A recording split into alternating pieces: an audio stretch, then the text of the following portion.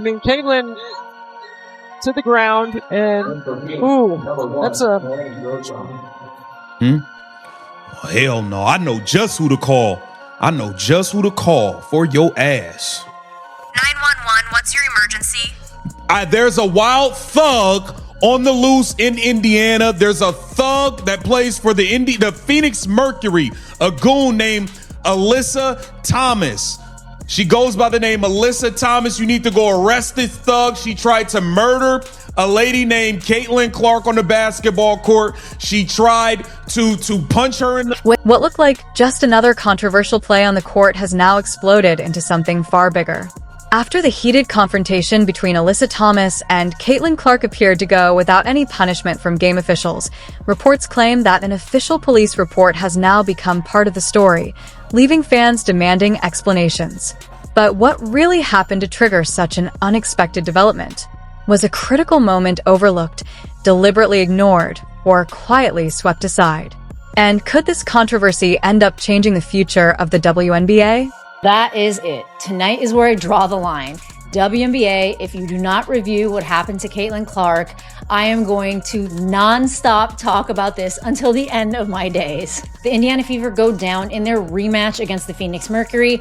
I don't even care about that because much bigger things are at play.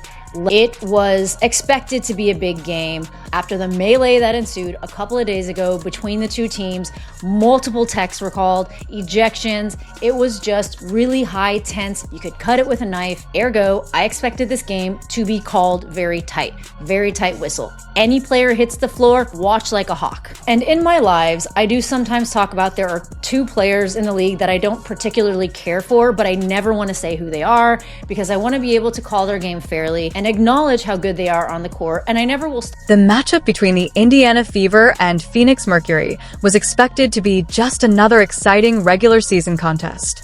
Instead, it may have sparked the newest and most talked about controversy the WNBA has seen in recent memory. About it, Alyssa Thomas driving her fist into Caitlin Clark's neck. The ball is out of the play at this point in time. All right, so I don't care who it is. You know, at the minimum, you know, it's a flagrant 2. I think it warrants a suspension, especially because of, you know, when you do factor in the context and the history. Because let's be real about it. This clip is good. By the time the game came to an end, the final score had become an afterthought. Fans weren't discussing offensive strategies or analyzing defensive adjustments. The biggest plays on the scoreboard barely mattered. Instead, everyone's attention had shifted to the controversy that unfolded on the court. Caitlin Clark gets kneed in the groin, punched in the throat. Alyssa Thomas puts all of her body weight on her to stand up after falling to the ground, punching her and kneeing her in the groin. No foul gets called, they play on. Caitlin Clark shoots a 3. A player on the Phoenix Mercury gets into her landing space. Caitlin Clark comes down on her foot. No flagrant called. Caitlin Clark comes up, holding her back. Instead, the basketball world zeroed in on one controversial sequence involving Caitlin Clark and Alyssa Thomas.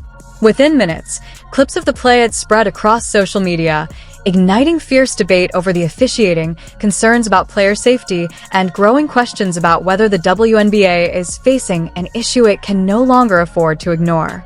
After such a dirty play in this game, Alyssa Thomas needs to be checked. And I am absolutely not the only person that feels this way.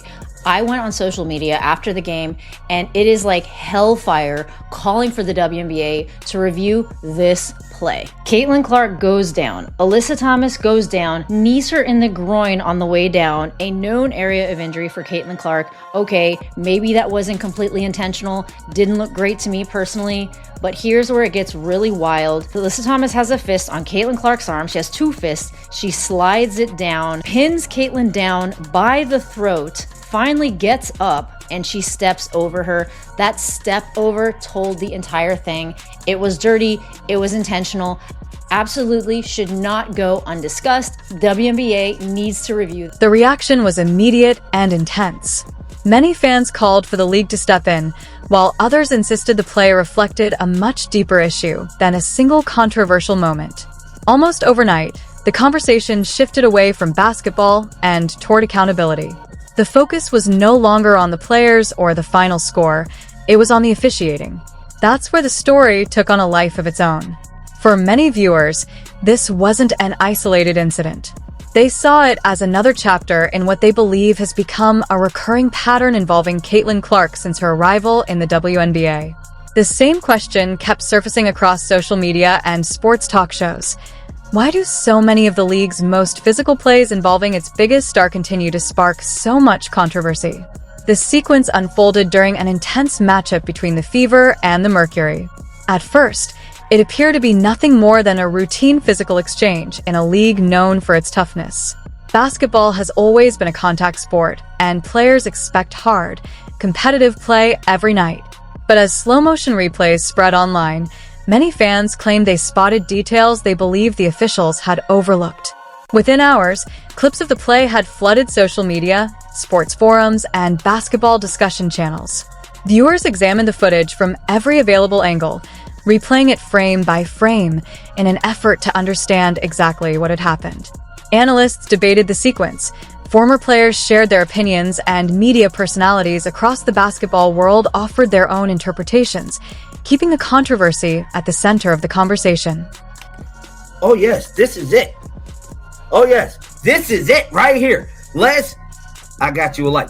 Get 200 likes up. This is the footage. This is the video. This video has not been released at all. This is what happened right before Caitlin Clark went out of the game. You pick up the tech tonight, 5th of the season. Yeah, it's ridiculous. I got a technical for clapping. So, if we should all just go on the calendar now and pick a game that I'm going to be suspended for if I'm going to get technicals for clapping. I asked Gerda. Gerda said that I got a technical for clapping. So, if any technical should be taken away, it should be that one. If it's truly for clapping, that's what they said they gave it to me for was for clapping. As is often the case in today's sports landscape, the discussion quickly grew beyond the game itself. Social media turned a single controversial sequence into a nationwide debate, transforming what could have been an ordinary post-game conversation into one of the biggest stories in women's basketball. The outrage wasn't driven solely by the physical contact. Basketball has always been a demanding, physical sport where collisions, hard screens, tight defense, and contested possessions are part of the game. What truly fueled the controversy was that officials allowed the play to continue without calling a foul, even as countless viewers began reviewing the sequence from every possible angle. That one decision changed the entire narrative. Most sports fans recognize that referees are human and that missed calls are inevitable. They understand that the speed of professional basketball forces officials to make split-second decisions, and not every judgment will be perfect in real time. But when a disputed play becomes the center of attention, every frame of the replay is scrutinized, and every decision is questioned. Supporters of Caitlin Clark argue that she's often officiated differently, pointing to several physical plays they believe went uncalled. Others counter that every superstar faces tough, physical defense in professional basketball. Regardless of where fans stand, each new controversy only deepens the debate. After the Fever's post-game comments questioned the officiating, the discussion quickly expanded beyond social media, drawing in coaches, analysts, journalists, and fans alike. The timing has made the situation even more significant.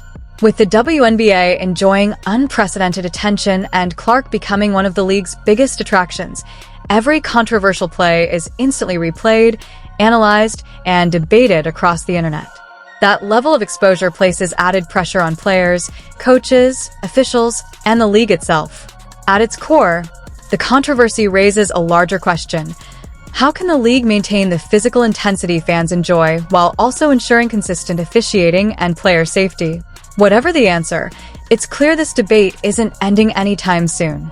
As long as Clark remains one of basketball's biggest stars, every high-profile incident involving her will continue to dominate headlines and fuel passionate discussion.